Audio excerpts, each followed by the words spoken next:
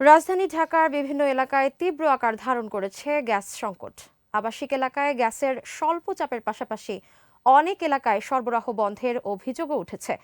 খিলগাঁও, যাত্রাবাড়ী, সবুজবাগ, টিকাটুলি, গোপীবাগ, মোহাম্মদপুর, মিরপুর, শনিরআখড়া, মগবাজার ও পুরান ঢাকার একাধিক এলাকায় সকালের দিক থেকে গ্যাস একেবারেই থাকে না বলে অভিযোগ করেছেন বাসিন্দারা।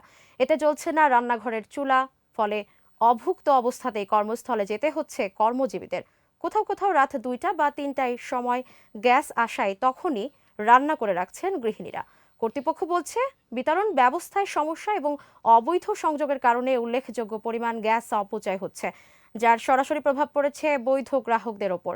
এদিকে গ্যাস সংকটের সুযোগে রাজধানীতে বেড়ে গেছে সিলিন্ডার গ্যাসের দাম।